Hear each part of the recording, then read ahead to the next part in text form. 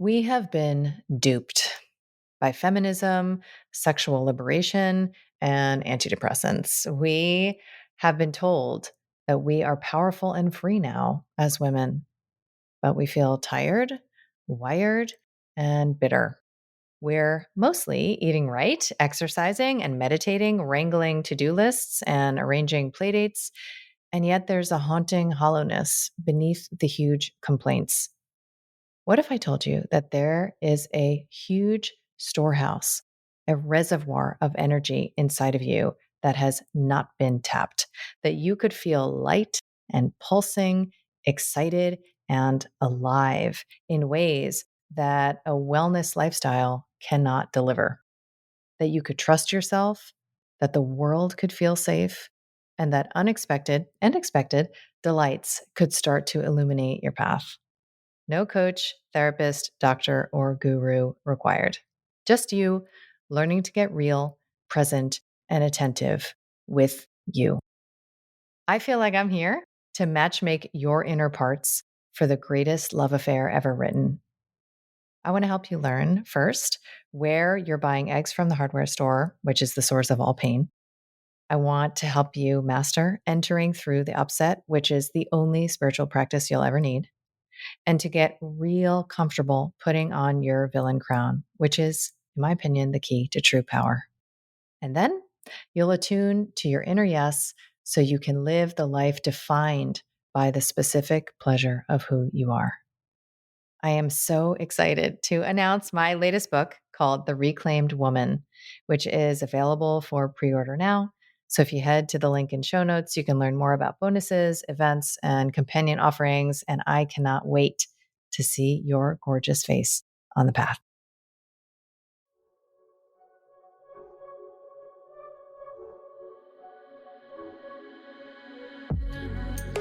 I'm Dr. Kelly Brogan. You may know me as a New York Times bestselling author of a book with an exploding pill on the cover, renegade psychiatrist, pole dancer, or honorary member of the Disinformation Dozen. What can I say? I'm a born provocateur. I've spent most of my recent life exposing deceptions, connecting dots, and discovering the secret places my inner victim is still waiting to be liberated. And now I feel called to help you reclaim all of your parts, your health, your sexuality, your power, and your expression, so that you can finally truly own yourself. I want to ignite in you that inner knowing and the pulsing vitality that lives beneath your disempowerment, disconnection, and resentment, so that you can audaciously, courageously, and playfully alchemize your struggle into the specific pleasure of who you are. This is Reclamation Radio, a Soulfire production. Hi, and welcome back to Reclamation Radio. I am Dr. Kelly Brogan, and I am here with the gorgeous and glorious Veda Austin. I had the distinct pleasure of meeting you. It must be like, I guess, a year and a half ago or so, in person and in Kansas City, of all places. And the way that you hold your feminine energy, I mean, you should be teaching a course on that alone, let alone what it is that you do actually speak on. You are a living embodiment of so much of what many of us are remembering as women. And I recorded a podcast recently called Feminine Homecoming. And I talked about, how I look at money and birth and sex and nature and water as all coming back to women, right? Like there is a migration home. There is a homecoming. And so to meet somebody who has devoted herself to the art and science of water, who has so much of that embodied energy, was such a pleasure. It is really an honor to be in conversation with you, Veda. And as we were chatting a little bit before, I would like to bring more of your personal story to the fore, because so much of what in your book and in your teachings, so much of what's prized by especially my academic colleagues is, the visual miracle of what it is that you've uncovered.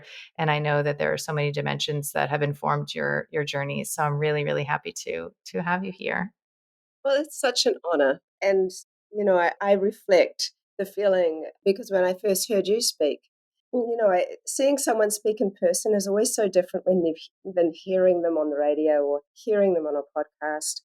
And you also have that beautiful quality that you feel, you sense. It's something that you radiate. And so I'm reflecting that right back at you. Thank you so much. I will receive that. Thank you. Thank you. And I want to start off, Veda, by just really, because I don't know a lot about your life before, this mantle that you've taken on. And you are regarded and esteemed in collegial circles that I run in as, one of the most important contributors to the actual body of research that is substantiating what many are awakening to around the intelligence consciousness of water. And how could this be something we could possibly validate scientifically? Well, you're doing that. And I want to talk about that. But I'd love to just sort of zoom out and explore a bit, where you've come from and what was the intersection with this realm that you find yourself in. Like how I've heard your story in person, but how it was that you sort of woke up to this dharma, if you will, to this role and this gift that you offer. Sure. Well, it's always nice to kind of chat about how things became because it's such an important part. And up until now, now my life is the life I could have never even imagined. But I had so much hardship growing up, such a difficult time. Anyone that knows me for a long time knows how much I've been through. As many of you know, I was in a really horrendous car accident over 20 something years ago. We went under a 7-ton truck, rolled twice, and the driver was decapitated. And it was one of the worst accidents in New Zealand where someone survived. And I'll come back because I'll share with you a personal story about that most people don't know about. So prior to the accident, I had made friends with the man that was driving a year prior. I did some work for him, and he's a really lovely person. He was funny, he was clever, and he owned nightclubs, so he was used to being very wealthy as well.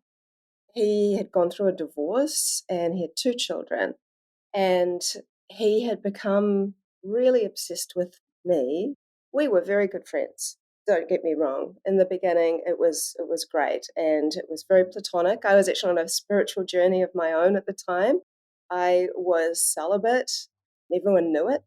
It had been like 2 years, and I was very much wanting to explore my own sense of knowing of spirit. That's a whole nother story, and I was very happy on it. And so I would lay that out right away. And he always respected that. And so when he started to get more and more depressed, he became very clinically depressed because his nightclub went bankrupt and he started to lose stuff he'd always had. His attachment to who he was as a man through how much money he made started to disintegrate. And so he started to pinpoint things that he would focus on to try to make himself feel worthy of something. And he became incredibly obsessed with me. And I'd never even held his hand. So he started following me. I found him the day before the car accident. He had been following me. And I caught him in his car. Like I used to walk everywhere when I was younger. And so he was like spying on me. And I pulled him up about it and I said, "You can't do that. This is not okay." I was really, really angry. And I remember we went into the kitchen. I was living at my mum's house then. And my mum was sitting at the kitchen table. She's no longer with us anymore. And he just would not listen.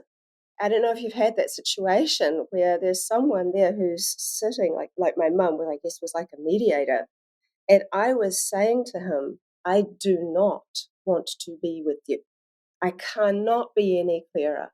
I like you as a person, but you cannot follow me around and spy on me. It's not okay." And he couldn't hear me. And so I got so angry. It was one of I very rarely ever got angry in my life. I can think of 3 times where I've really got furious, and this was one of them. And I stormed out. I just took off and I went and stayed at my friend's place because he couldn't hear me.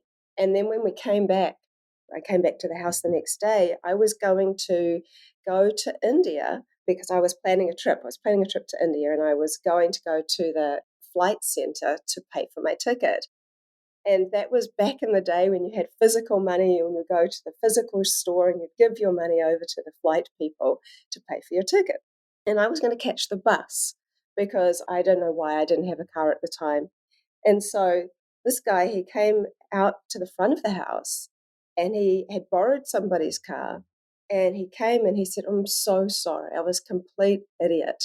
I've been depressed. I've lost my wife and I've lost everything. I'm so upset. I was a complete idiot. Please forgive me.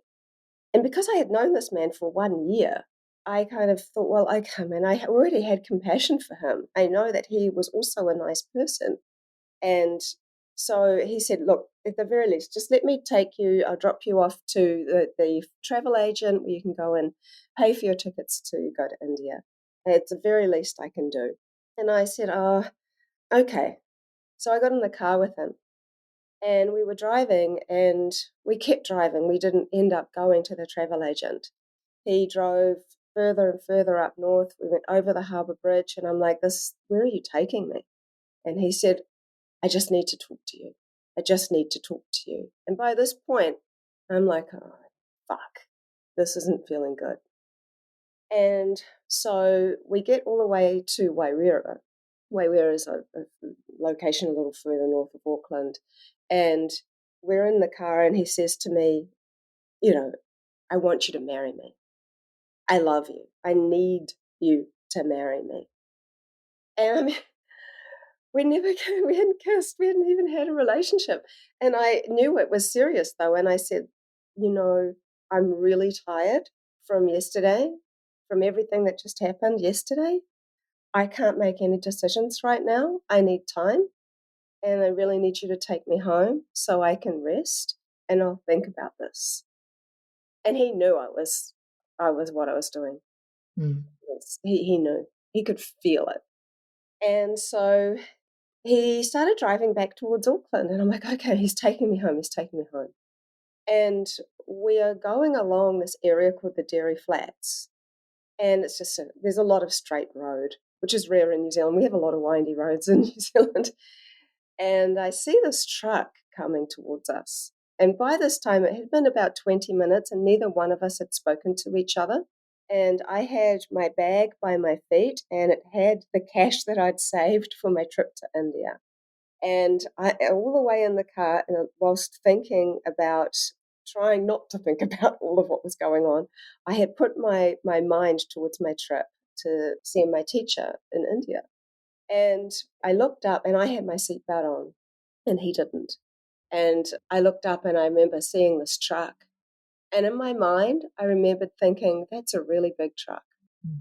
And then he turned and he looked at me, and the last thing he ever said in this world was, if I can't have you, no one can. Wow.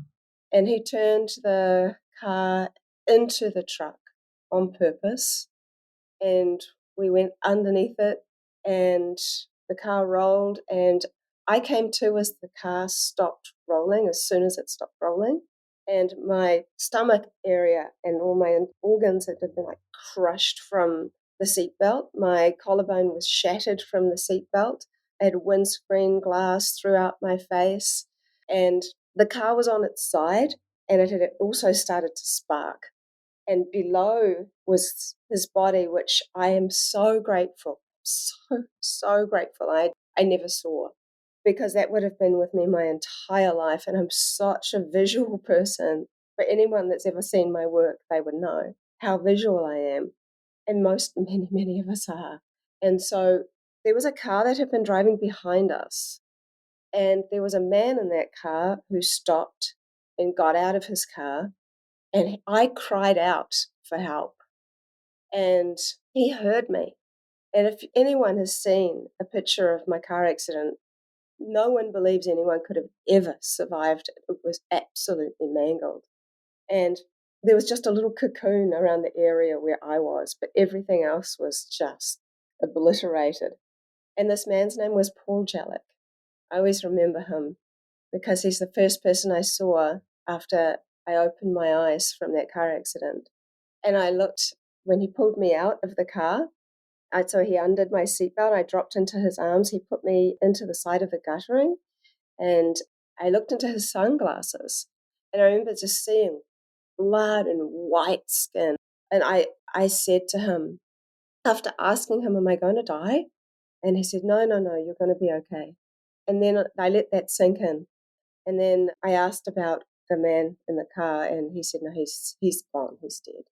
And then I said, I said, do you mind if we talk about God for a minute? And I wasn't talking about it from a religious perspective or any of these kinds of things. I just said, can we talk about God for? And he said, don't worry, you're not going to die. It's okay. I told you, you're not going to die. I said, no, it's not because I think I'm going to die. It's because I know I'm going to live. And I remember he took his glasses off and he had tears in his eyes. And then I went to the hospital, and I had years and years and years of recovery, really. I had 8 surgeries over the course of 20 years, mostly for injuries from the car accident, but also for stage 4 endometriosis. And a year after my car accident, I had to have bowel surgery. And for that whole year, it's because there was scar tissue that grew on my small bowel. So every time I try and eat something, it would be like being in labor. It would be the same kind of cramping pains as having a baby, but without the result. And so I have had, numerous bowel surgeries and things like that. So 3 doctors over the course of that time, they said that I would never be able to have children because of the amount of damage that happened around my reproductive organs from the seatbelt injury. So I had a child for every doctor that told me I couldn't, because I hate being told what I can't do. And they were not born out of defiance. But they were all little miracles. And I have a beautiful story. There were so many good things that came from that horrendous day.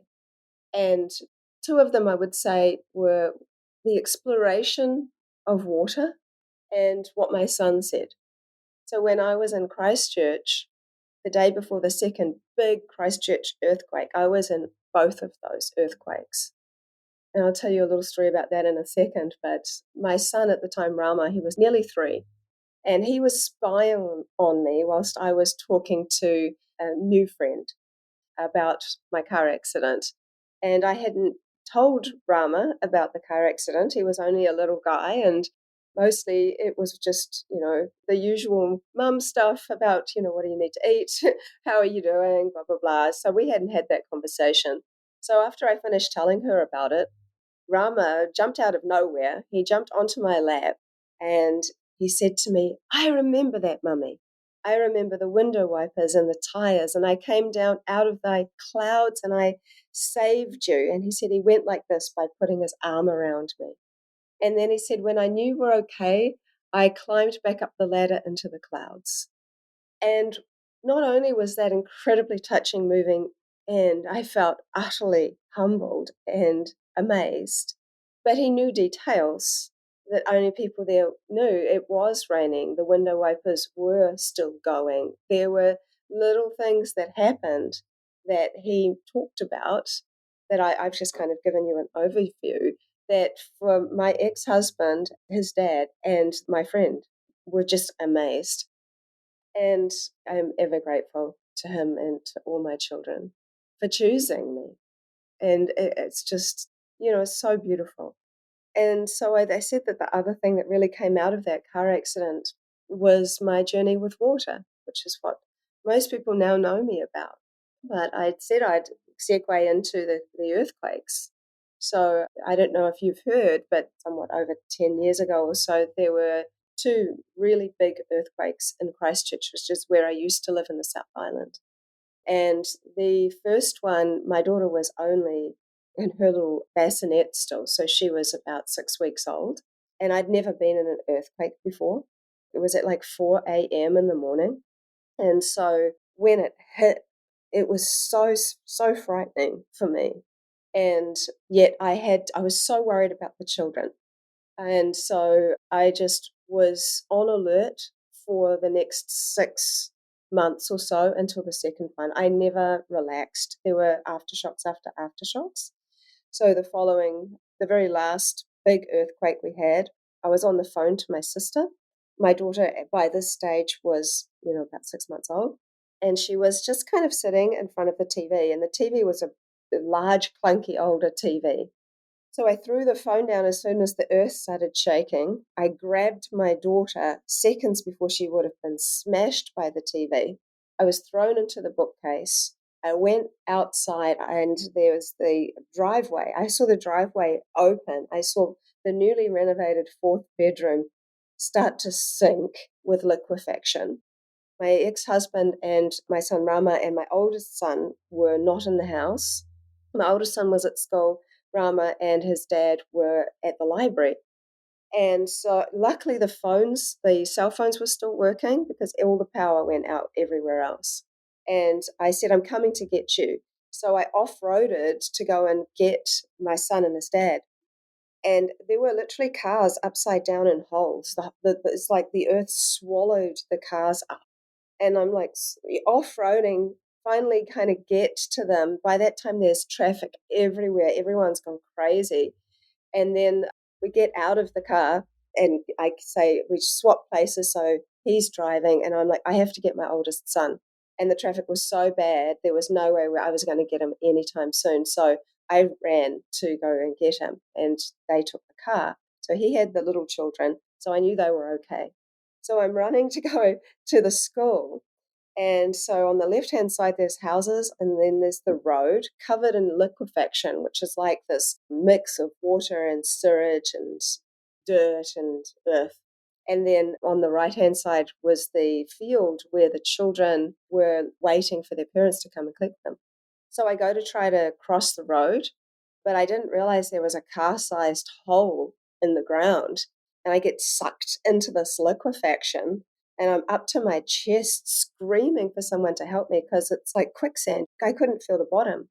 And so someone heard me, this big guy tried to pull me out. He got sucked in there. Then someone pulls him out. Then I get pulled out. And I'm finally on the other side of the road.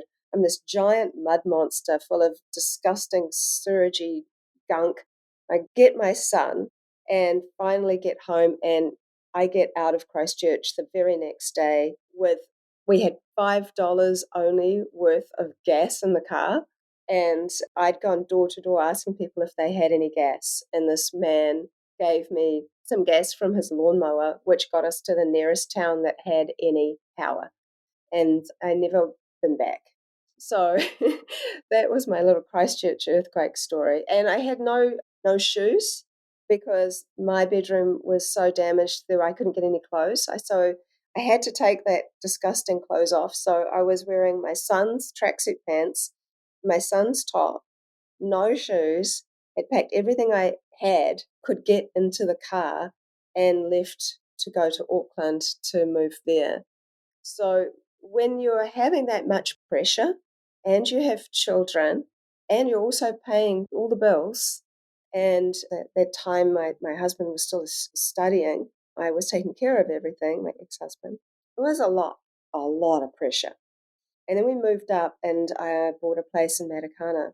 And had like such a state of shock. Every time a truck would go past, it would rattle the car and I would feel like, oh my God, it's another earthquake. And I ended up having this rapid eye movement therapy where people ask you questions as they're moving their finger across your eye. And the lady said, where is your safe place? What's it called? And I said, it's called Avalon. And it just came in my mind. I have no idea why I said that.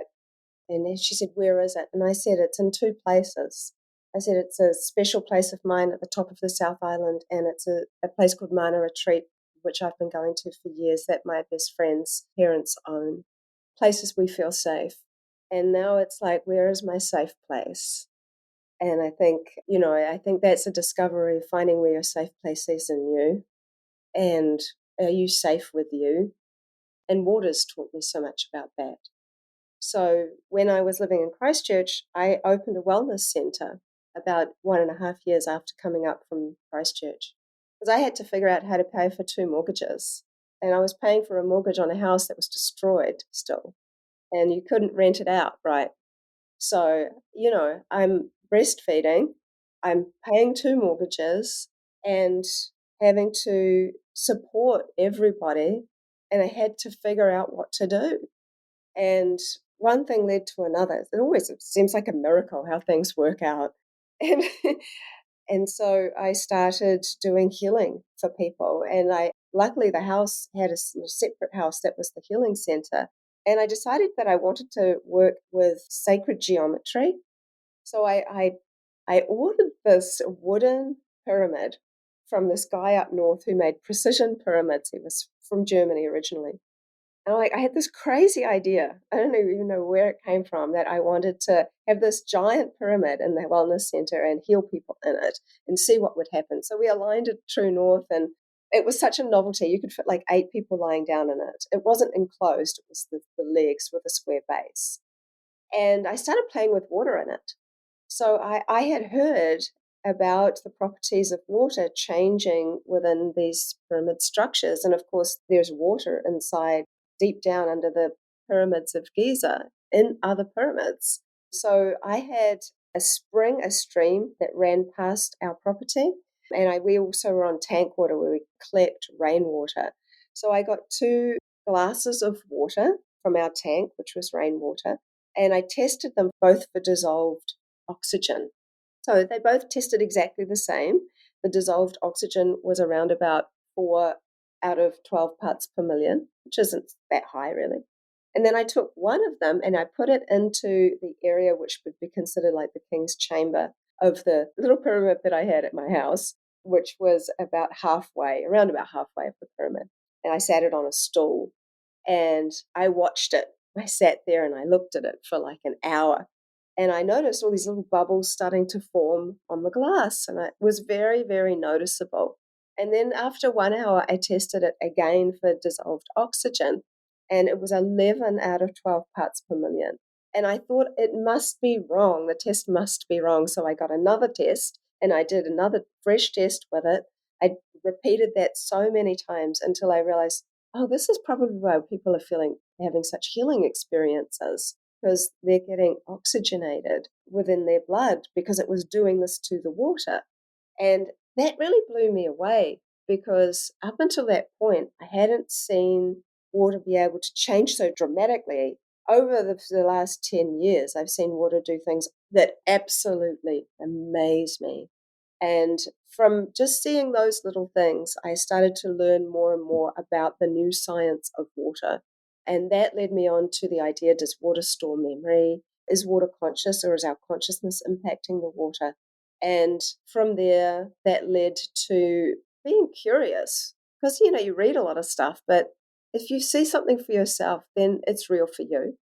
So after seeing Emoto's work and Laurent Costa's work and hearing about a man called Thomas Hieronymus, who'd made a really interesting observation that when he went into a Parisian meat market, he noticed that the freshly placed organs of an animal appeared to be affecting the way the frost froze on the glass behind where they were placed. For example, the frost above a liver organ would freeze into the shape of a liver organ, and so on and so forth. And he had a hypothesis that it was because of the water in the blood. And each organ has a sonic signature, which is like kind of like a cymatic imprint for form and function. And water is always communicating with each other. So the water in the blood was communicating with the water in the air and gave that air the information of its form. And then when it hit the glass, because it was so cold, it froze into the form of the information. So anything that has information is in form.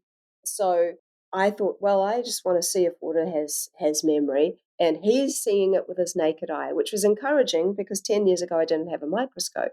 But I had some petri dishes because I am a researcher, but I'm also an artist. I worked professionally as an oil painter for many years. So we're all rather multifaceted. And so I got my petri dish and I got some spring water because I'd had a healing experience with some spring water. And I was thinking, okay, what am I going to think about? How am I going to project a thought into the water and see what happens? So there was a bit of fluff floating around in the water. So I put my hand in to take out the fluff. And I consciously thought, I wonder if my hand will have any impact on the water's quote unquote memory. And I put it into the freezer with the peas and broccoli and everything. And I pulled it out a few hours later. I held it up to the light and I took my first photo of 44,000 photos of water responding intelligently. In the petri dish was a very clear image of my hand. It looked like an x-ray of my hand. When I did a survey where I put 28 of my photos, simply saying, what does this look like to you? And I sent it out through other people, through social media, so people didn't know it came from me. They didn't even know what they were looking at. Out of those 28, there were 3 images where 100% of people were able to recognize the ice image for the influence, and the hand was one of those. So it's not pareidolia that's just making it up, seeing things because you want to. It was 100% of people could recognize it as a hand. And I think that from there, I was so shocked and also inspired and thought, well, maybe it's a coincidence that I went to the water, to the sea, and got seawater. And I didn't influence it. I just thought, well, if I see something relative to the ocean, then maybe this isn't a coincidence. And the second image I got was of this incredible fish with gills and an eye and fins and a tail and shape of the fish. And a year later, after doing freezing water solid, and I have to say I haven't done that in 9 years, I discovered my new technique, which only takes about 5 minutes and 20 seconds, where there's liquid on top and ice underneath. It's the stage which is more of a fourth phase of water, where it absorbs more light and it has more order and it has a negative charge. So you tip the liquid away, and I started photographing the crystallography that stuck to the dish. It was a quantum leap from my very first ice image. There's so much clarity, there's dimension. It's what I call the first freeze. Water freezes in 3 stages. I think of them like spirit, blood, and body. And the stage we're freezing it is in the state of spirit. And I've learned over the many years how water and spirit are so connected. Whenever anyone talks about seeing spirit, it's always seeing it like a vapor. And when you think about death, you always hear through all religious texts and philosophical texts that the spirit, the soul, the subtle body leaves the body. But there isn't an explanation as to how that might come about. So we're in a moment of radical healing and personal transformation. Things are so much more accelerated than when I first got into this game 15 years ago. My dear friend and founder of Lotus Way, Katie Hess, has illuminated the path forward for all of us, I believe. She is a mega visionary and something of a witch. Lotus Way is a living marketplace for energetic healing that supports you and shows us that personal alignment can actually be pleasurable, can smell and taste and feel so good. I personally love Luscious Embodiment. It's been my companion on my feminine embodiment journey these past 3 years. And if you're ready to embody your wild and become more fiercely magnetic, this is your daily elixir. So head to lotusway.com and use the code Kelly15 for 15% off. The link is in show notes. So there is this idea within my father is native New Zealand Maori. There is a word called wairua for spirit. Wai is water, rua means two, the two waters, physical and spiritual waters. So what are they? And I don't know how much longer we have, but there's loads to kind of get into. But needless to say, what I've seen is that water can be the mouthpiece for nature and a voice for the voiceless. Water has a voice that you can see, that you can commune with. I've seen water not only react, I mean, I don't think about water as just reacting to consciousness. It is responding to consciousness because it doesn't always do it. If I'm angry and frustrated, water won't play with me. It's not judging me. It just doesn't resonate at that frequency. Water will heal itself before it heals its environment around it from an actual scientific perspective and from seeing it from actually multiple perspectives. And I've seen that water is always there to improve things. Water, one of the most wonderful things that I've learned about tap has been taught to me by tap water, which gets the worst rap. And I'm not talking about drinking tap water. Sadly, so much of that time has passed. We need a filter now, and we need this and we need that. But what has tap water taught me? When you do the crystallography, you see that there are signature patterns. Tap water is very disordered. Rainwater looks like a fanning pattern. Spring water tends to form hexagonal patterns, etc., etc. So when you do the crystallography of tap water, you see its disordered patterns, and then you let it melt, and then you take that same exact water and hold it to your heart, so it's near your heartbeat, and then you feel loving, and then you put it back into the freezer and refreeze it using the same technique, and then you look at the crystal patterns again. It is unrecognizable from the first ice image. So you get disorder and then you get order. You start seeing leaves come back. You start to see fern patterns. You start to see flowers and hexagons. So the water hasn't changed chemically, but it's changed structurally. So what is that? What we're seeing is that is more like an emotion. Water is feeling better. But when you put tap water next to spring water and you leave both of those overnight, and I've done the crystallography for both. You let it melt. You put it into a little glass, and you put them to side by side, and then you refreeze. Not only has the tap water improved, but so has the spring water.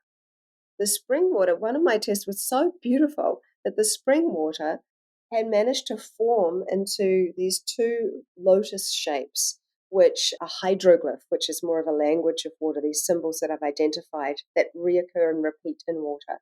And those two lotuses had formed into a heart shape. When I first did it, there was only one lotus. So why did the spring water improve as well as the tap water? And I think it was because it was given this purpose. It was given this purpose to improve and evolve and help the tap water. That's the same thing with the study I did on egg albumin. Yeah. So that study was where I thought, well, what water would be most informed water? And I put it down to being amniotic fluid. And so that's not so readily available. I thought, what's the next best thing? And I thought, well, an egg is a container of life, or a potential container of life at least. And so there in egg white, there's two parts to the egg white, this gloopy gelatinous part and this thin salivary part. When you put the thin salivary part into the petri dish and you simply freeze it for about 10 minutes, and anyone can do it. It's not magic. You don't have to put your consciousness into it or anything.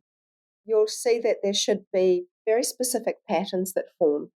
In free-range healthy eggs, I've identified 6 patterns and named them because, so far as I know, I'm the first person to have discovered this. So I figure I can name them. And so then caged hen eggs can only form up to 2 of those patterns, and they're the 2 most rudimentary. So inspired by Luc Montagnier, which would take a little bit too long to get into his work, but people can research him, he did this thing called, it was nicknamed DNA teleportation. So I put 1 free range and 1 caged hen egg side by side. I left them overnight. I had done controls. And when I cracked them both open, I did the crystallography the next day.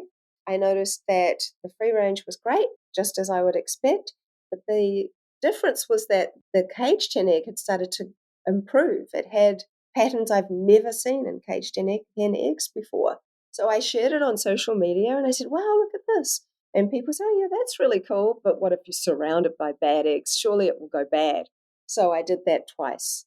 I got a free range egg, put that in the middle, and I surrounded it by the same batch of caged hen eggs. And I did controls.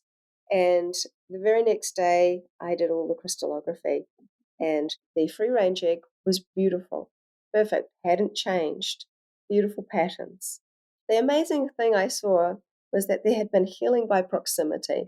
All of the caged hen eggs that were surrounding closest to the free range egg had improved so much that if I had just been looking at it, I would have said that was the crystallography of free range eggs. The ones further away had improved, but not as much. When I repeated that, it was exactly the same. When I put this in terms of humans, I think that if we heal ourselves, we are naturally healing our environment. And this is the nature of water. We heal ourselves, it heals itself, then it heals its environment. I think that that is something very profound that water has taught me and that life has taught me. And I didn't realize you barely had a chance to say anything, so I'm going Oh, to step up. please, I am here for this. I mean, there's so many aspects, even in terms of the lens that I tend to look through, which is in the polarity, dimensions of the masculine and feminine, right? David Data is a teacher I love, and he talks about consciousness being the masculine principle and light, love, light being the feminine, right? And so you think about the consciousness that you're applying to the light sourced in the water, and it's just this reunion, right? It's a sacred reunion that you are playing in. That's right. And I think that one of the reasons that the work is so profound to me is because of the healing I also did on myself Yeah. up until that point, and the forgiveness that had to come with people that had hurt me, with the man who died as well. I think I forgave him quicker than anyone. And that was always so shocking to people to hear that because I I get it. I get it. I mean, there's even, right, because there's the perspective. First of all, I don't believe in accidents in the conventional sense anyway. And your story, your narrative is a perfect example of the possibility that the villains in our story are actually, playing a role of service, right? Are devoted to our expansion, our expression. And we can cast them in that unidimensional role, or we can perceive the nuance that perhaps we signed up to experience, which is the catalyst that clearly he, played the role of. And I'm also super interested in, these stages you went through where, again, through my lens, I would say you were in many ways like punished for your feminine radiance, right? So you experienced this contraction and then entered into this masculine dimension of your life where you're supporting everybody, paying two mortgages, and in that, defensive layer of compensation. And what a reclamation, it is to then marry all of your previous experiences, in service of the expression of your gift. I mean, it's quite a heroine's journey you've experienced. I used to call myself, when I look back at that story, and I mean, it is interesting, isn't it? Our entire life is made up of memories. And when we talk about water storing memory, and no one is going to say to you that they don't have a life, that they haven't had a life, because their reality is that they've had a life.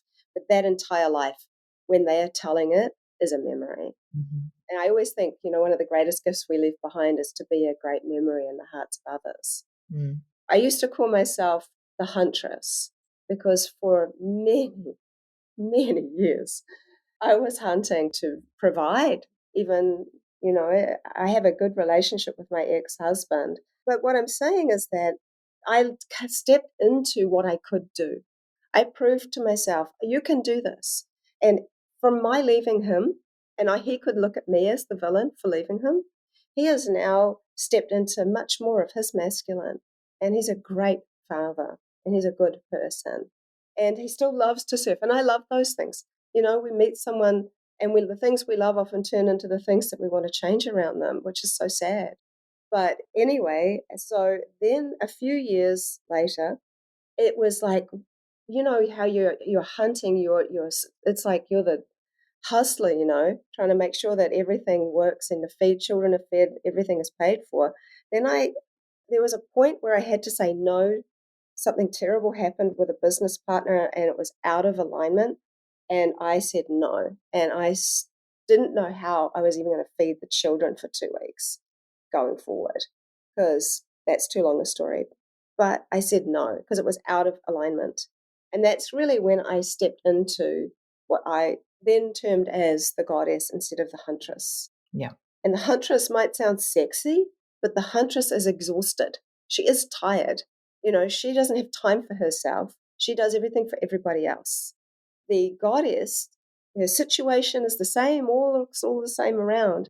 But the thing that changed is that I attracted all of the things that I needed in my life by stepping up and being the person that I needed to be and saying no to the things that I had been saying yes to for way too long.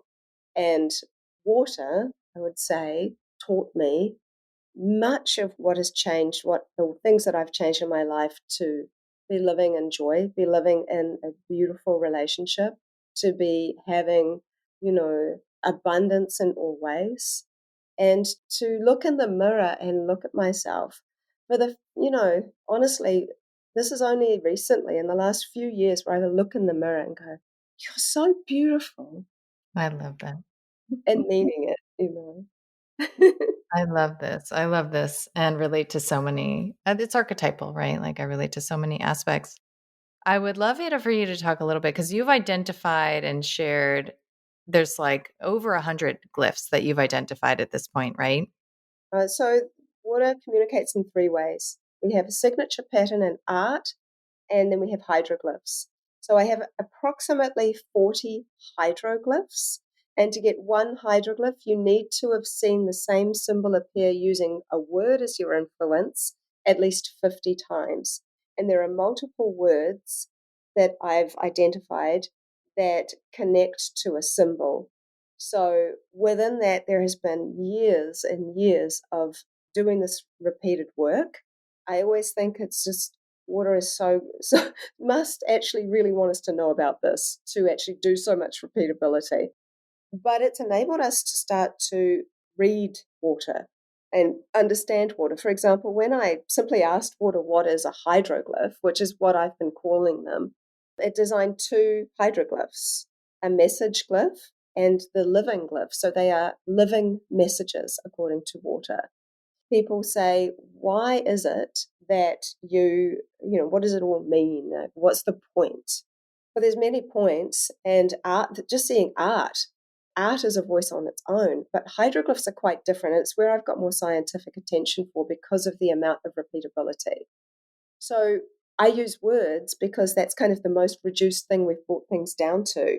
So you'll have like a living tree, which we'll see, and then eventually we'll give it a word or a description, and then we finally write it down. So it's like a word that represents something. So water takes the energy of a word and reverse engineers it back to its a symbolic living principle, of which not only can you photograph, but you can also eat. You can actually eat the ice at the stage of freezing. It's the healthiest state of ice because it's fourth phase water. And then when you eat it, what we've discovered, and this was taught by my children, is that if you are using a word, for example, you might be exhausted and you write the word rest, and then you let water freeze in the stage, and then you actually eat it. If you do that for about a week, we're starting to see incredible results from people. One lady had a very bad vaccine injury to the point where she actually lost the ability to walk. I have an interview on my Instagram with her. Her name's Rachel. And she was so desperate to heal. And she came onto one of my beginners workshops and she learnt about this. I just started talking about eating the ice at the stage. And so she started to do that every day. And she started with the word connection. And the word will well up out of the knowledge within you. And it might not seem like it has anything to do with your ailment, but it'll be right. You will know it. Like the other day, I knew I needed to eat the word purple. I needed the energy of the word purple. I didn't question it. And I saw this beautiful crystallography. I just ate the ice. And I had had a headache that day, and my headache just disappeared like 5 minutes afterwards. And so this lady tells her story, Rachel, about her 9-month healing journey of doing this like as a practice every morning. And what she noticed is there were a lot of spikes in the ice the first time she started doing it, but she ate it no matter what. And as her relationship with water improved and as her health started to improve, the crystallography started to change and evolve and look incredibly beautiful. And the taste of the water changed to her and improved. And it became so incredibly sacred to her. And as she started to see healing and improvements, and she was doing a few other modalities, but she says that it changed her life and she now has a complete bill of health and she can walk and she has absolutely healed herself. And we talk about living waters. I mean, water is mentioned 722 times in the Bible, more than love, faith, and worship. There's got to be a reason for that. And when we're starting to work in these realms of what could be termed as living water, because we are the living waters ourselves too, then we realize that one of the simplest concepts of medicine, which is eating water in form, in light, because water is a container of photonic light, it absorbs light, then we actually have a power that is so cheap and so easy and so freely available that we can start using. And my children taught it to me, because when I would hold up my petri dish of crystallography, my daughter at about 9 years old or so said, "Oh, can I have that, mummy?" And I gave it to her and she started to eat ice. And I said, "What are you doing?" And she said, "It's good for me, mummy." And then I think it was 2 weeks or so later, her brother asked to do the same thing separate to her. And I'm like, what do these children know that I don't know? And as parents started doing the crystallography, they would tell me that their children would eat it. And then my husband, who's God bless him, I mean, he's very adventurous, and he was doing a study on plant medicines using my technique, using words, to see if we could see patterns. Like, it was kind of like looking for a hydroglyph for ayahuasca or a hydroglyph for this or that. And so each day he would write a word and he would do the crystallography, and then he would eat the ice afterwards. So after a week, he used the same word, he used ayahuasca. And at the end of that week, he came to me, and I remember this very clearly, and he said, I actually think I need to take this more seriously. He had started to have very lucid dreams. He'd started to have experiences which could be considered very mild dose of a bit of a journey. And I think I think he might have been a little bit shocked, because you can hear about something, but it's really, really different when you experience something, and the power of words. And it's like, I don't think we quite realize the power of words. We do, I think, when we say, and I think everyone may have heard someone say this, and maybe we've even said it ourselves, when we say, "Oh, but the power of the feeling." It's like, I can't help how I feel. It's such a very strong, powerful statement right there. I can't help how I feel. Well, what I've seen in water is that water responds rather than reacts. So we all have the ability to respond rather than react, whether we think we do or not. And that has been something very powerful for me. So when you're speaking a word, well, I've done studies on saliva where I've spat into a dish after saying a word or a sentence and seen in the bubbles imagery relative to that word or sentence. So the first liquid in the body that water touches or comes into contact with when you drink it is your saliva. Your saliva is all this information about you. So when you are kissing someone for the first time, you are sharing information about each other. That's how you know if that person's someone you want to take things further with, because the saliva is communicating with the other person's saliva. And there is all of this intelligent communication going on. And it comes into intuition, because water is also intuition, because we are bodies of water by molecular count, not by volume. We're 99% water. We literally see everything through the lens of water, because our eye lens is 99% water. If eyes are the windows to the soul, then tears are an expression of spirit. So when I look at the human body and our relationships, the water in the air, and we don't think about that, but there is a lot of water in the air. The fact that we breathe out means there's water in the air. And that is, water is very attracted to electrical charge, of which we have, heart math can measure. It's not woo-woo.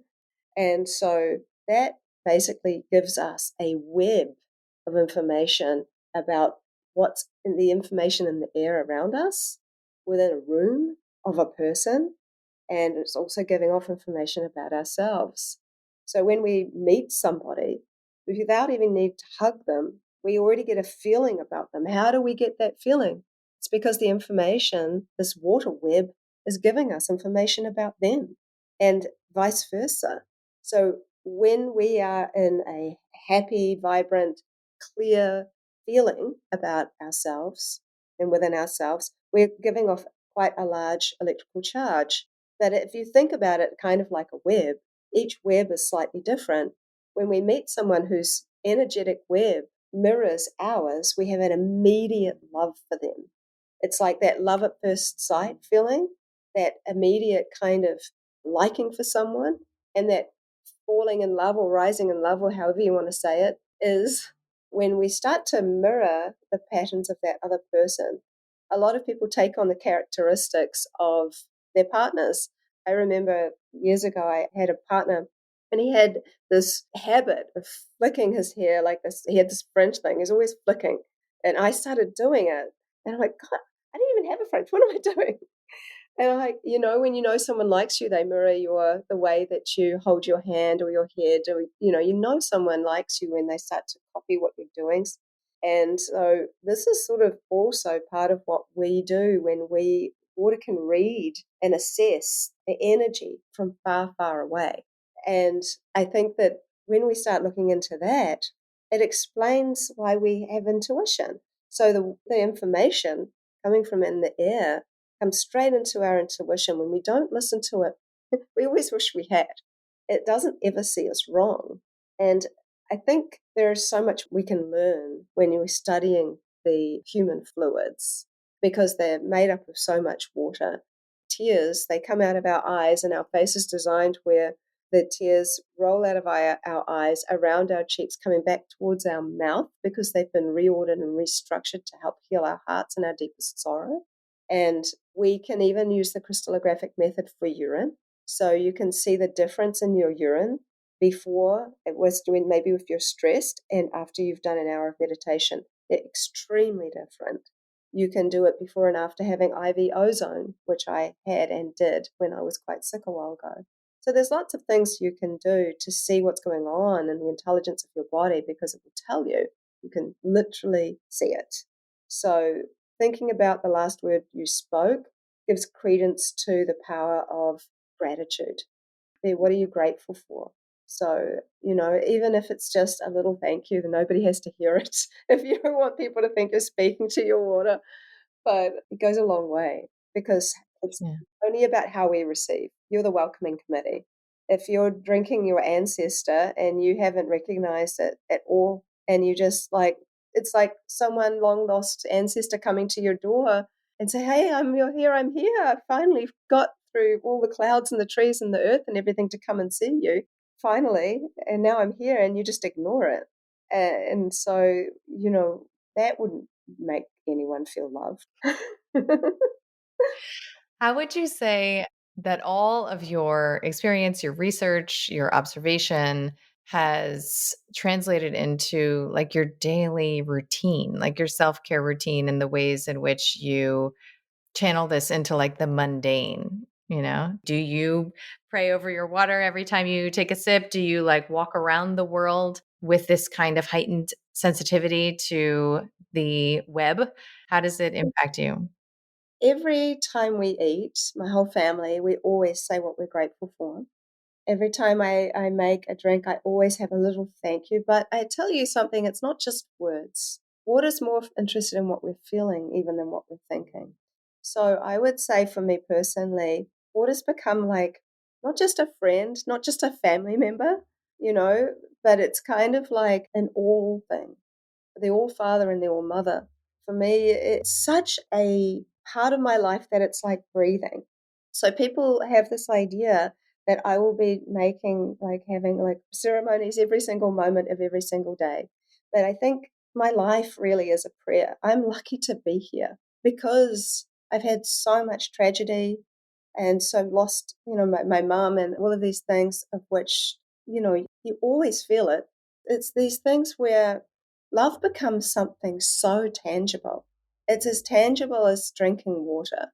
And when I think too much about it, I think, oh, well, maybe well, should I be doing this and should I be doing that? But, these people want to come and see me from Australia. And they said, oh, we want to be able to find like a sacred spring and do some ceremony there. And I'm like, I don't have a lot of time to meet with them. But I said, I think it's the tap water and the water that just is anywhere I am that needs me, wherever I am.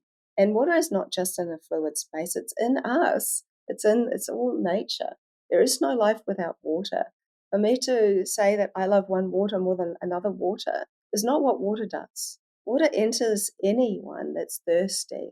Anyone who's thirsty can have water if they're lucky enough to have it. So for me, this is part of who I am. Drinking water, living life, loving being the best person I can do, giving water the best voice I can give it is my daily routine. Every single day, I think, if I die tomorrow, will I be happy? Will I feel complete?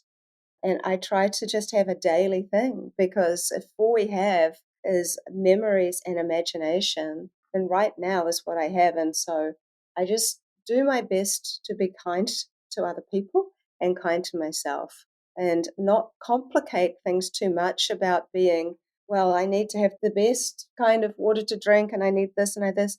I'm so frickin' lucky to be able to turn around and go, oh, look at this beautiful couch. Look at this. This is house. Look at outside. It's so nice. Look at this beautiful person I'm talking to right now. How fortunate am I that I get to speak with you, that you asked me to come and talk. Look at my husband. Oh my God. He's so gorgeous inside and out. Yes, it's hard. We have a big age gap and we've had to navigate that. And I'm 20 years older than him. And is that a problem? Has there been, there's been lots of problems, but all right, man, this man loves me and he is my safe place and I'm his safe place. And we choose each other every day. So when you do that, that feels so beautiful. I've started to I look at things around me and I'm always like, oh my God, I'm so fortunate to be here, because I have death days. Perhaps this is one of my practices that makes me grateful. 2 or 3 times a week, I have a death day where I think, well, if this was if this was my last day on earth, what would I be wanting to feel? What would I be wanting to contribute? And it's really easy when you are a very motivated person, of which I am, to go, I have to do more. I have to do more. And that's probably one of my biggest things, where I have to do less. A little less of being on the computer doing this work with water, a little more being in the company of my children and with my husband and my friends. But I also have a purpose. And that purpose truly is to, how I don't want to just give someone a fish, I want to teach them how to fish. I'm trying to show people that water truly is something which embodies the divine.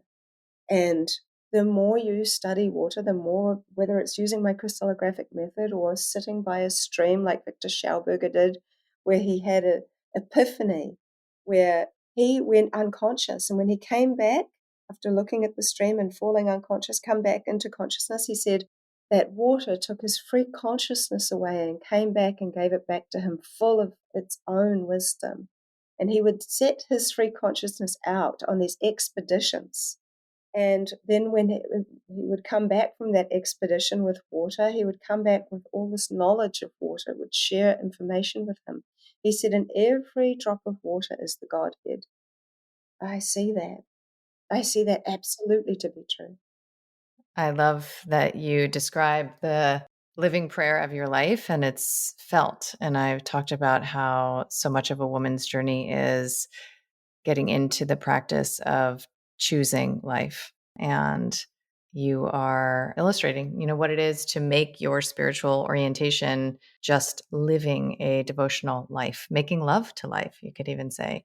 And the fact that this has been born from your work is also such an example of that weaving, of mission, purpose, and, business, even science, all of that realm with the heart and spirit and soul that you incarnated to express. It's really, really inspirational. I am so grateful for your candor, for your vulnerability, for so much of what you've shared in this discussion. And I know there's so much more, because I've heard so much more of what you've had to say. So I want to make sure that people know where to find you and what's alive for you, and what you are putting your energy into these days. Thank you. Lots.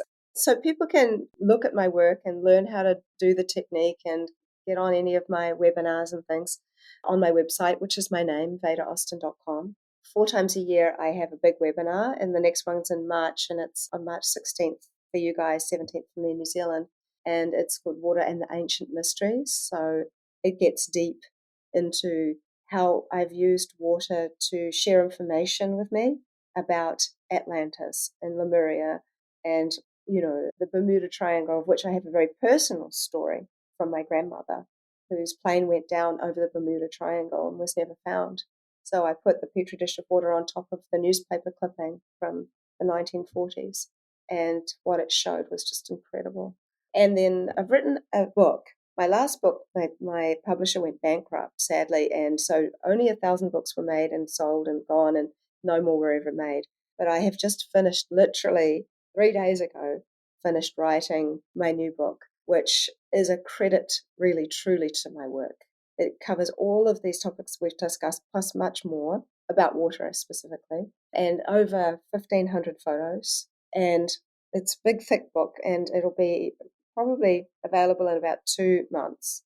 And I'll be doing a book tour in August in America and a book tour in October in the UK and Europe. And my Instagram is Veda Austin _water, and I share daily there. Amazing. Well, I hope to give you a big squeeze when you come to the States, and we'll make sure all of these links are in the show notes. And I want to thank you, woman. I really, really, really appreciate it. And I'm so inspired. Just the feeling of being around you is really a medicine in and of itself. So thank you.